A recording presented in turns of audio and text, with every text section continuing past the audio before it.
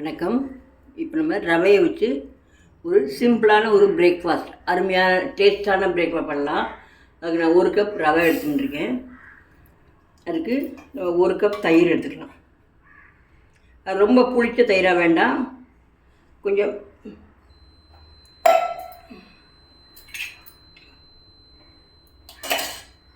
தயிர் விட்டுருக்கேன்.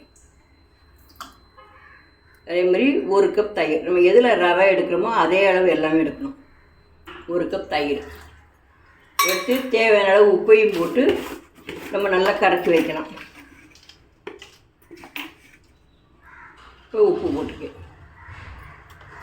போட்டுட்டு நம்ம நல்லா கரைச்சி விடலாம். நல்லா கலந்து விடணும்.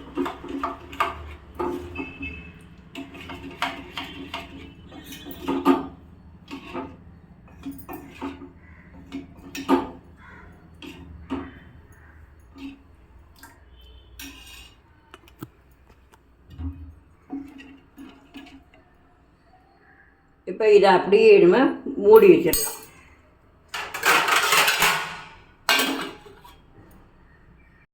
இது ஒரு 1/2 மணி நேரம் ஊறட்டும். நம்ம கலந்து மூடி வச்சாச்சு. அப்புறம் 1/2 மணி நேரம் கழித்து நம்ம எடுக்கலாம். இப்போ அடுப்பில் பேன் வச்சுருக்கு. இதில் நம்ம 1 ஸ்பூன் எண்ணெய் விட்டுக்கலாம்.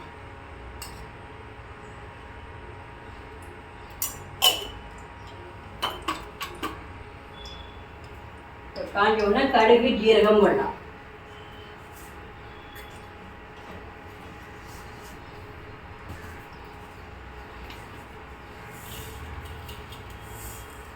கடுகு ஜீரகம் போட்டால் நல்லா வாசனையாக இருக்கும்.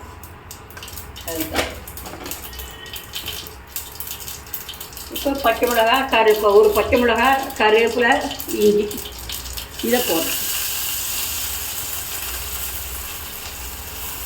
இதை போட்டு நல்லா கிளறி விடலாம்.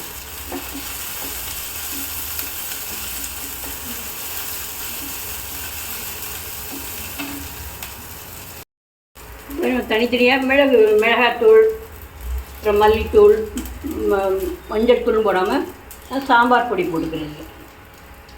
வீட்டில் அரைச்ச சாம்பார் பொடி தான், அதை போட்டு கிளறுவோம்.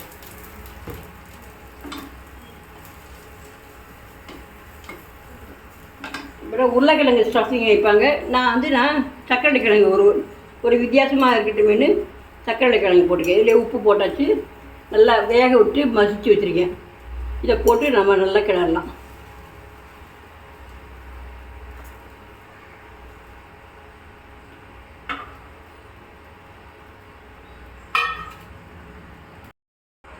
இப்போ கொஞ்சம் மல்லித்தலை போடுறோம்.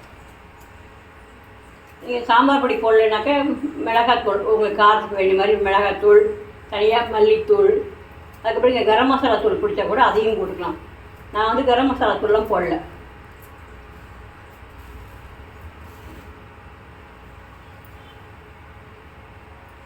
போட்டு நல்லா கலந்து விடலாம்.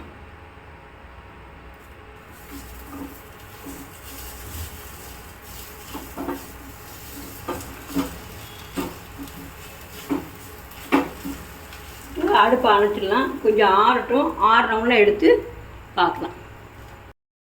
இப்போ நீங்கள் லெமன் கொஞ்சம் புளியலாம். நான் லெமனில் நல்லா ஆம்தூர் பொடி போடுறேன். ஆம்தூர் பொடிங்கிறது ட்ரை மேங்கோ பவுடர், கடையில் கிடைக்கும். அது கொஞ்சமாக போடுறேன். இது புளிப்பாக இருக்கும். போட்டு நல்லா கலந்துடுவோம். கொஞ்சம் ஆறட்டும்.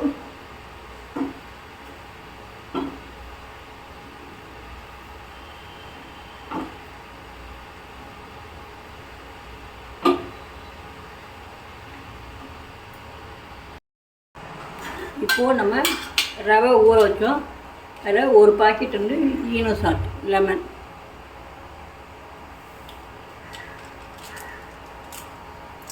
போட்டு நல்லா கலந்து விடலாம். கலந்து விட்டால் நல்லா மாவு பொங்கிட்டு வரும்.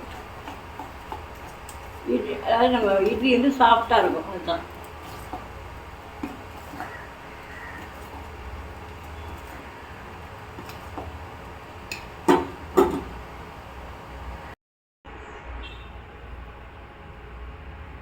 இப்போ இந்த மாதிரி எல்லா பாத்திரத்துலேயும் நம்ம கிண்ணத்துலேயும் நம்ம எண்ணெய் தடவி வச்சுருக்கோம். நம்ம இப்போ பார்க்கலாம். மாவு இந்த மாதிரி நல்லா பொங்கி வந்திருக்கும்.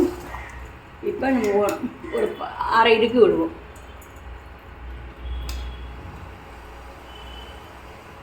வச்சுட்டு நம்ம இந்த மாதிரி இந்த சக்கரை கிழங்கு இதை வந்து உருண்டையாக ஊட்டி வச்சுப்போம். அந்த உருண்டையை இதுக்குள்ளே போடுவோம். போட்டுட்டு இதுக்கு மேலே மாவு விட்டு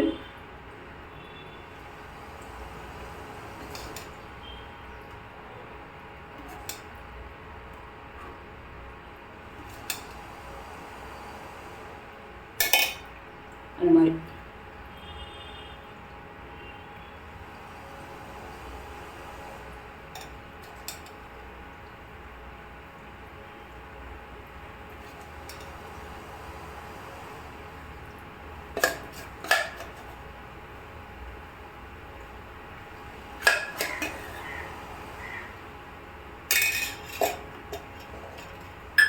இப்போ இதை வந்து நம்ம மூடி வச்சிடலாம். ஒரு 15 நிமிஷம் வேக விடலாம். இது டம்ளர்லேயும் வேணால் டம்ளர்லேயும் வச்சுக்கலாம். நீங்கள் வேக விட்டு நான் காமிக்கிறேன். இப்போது 15 நிமிஷம் ஆகிடுச்சு. நம்ம திறந்து பார்க்கலாம். இட்லி நல்லா பொங்கி வெந்ததே இது பார்த்தாலே தெரியும். அந்த கலர் மாறுங்க பார்த்தாலே தெரியும். நம்ம அடுப்பு அணைச்சிடலாம். கொஞ்சம் ஆறுனோம்னா வெளில எடுக்கலாம். கொஞ்சம் ஒரு 5 நிமிஷம் கழித்து எடுக்கலாம். இப்போ எடுத்தால் சரியாக வராது. இப்போது வித்தியாசமான ருசியான ஸ்டஃப்டு சர்க்கரை கிழங்கு இட்லி, ரவா இட்லி ரெடி. நீங்களும் செஞ்சு பாருங்கள். இதுக்கு தேங்காய் சட்னியும் தொட்டுக்கலாம். நான் இப்போ தக்காளி தொக்கு தொட்டுன்னு சாப்பிட போகிறோம். நீங்கள் உங்களுக்கு எது பிடிக்குமோ அதை தொட்டுன்னு சாப்பிட்லாம். தேங்க்யூ.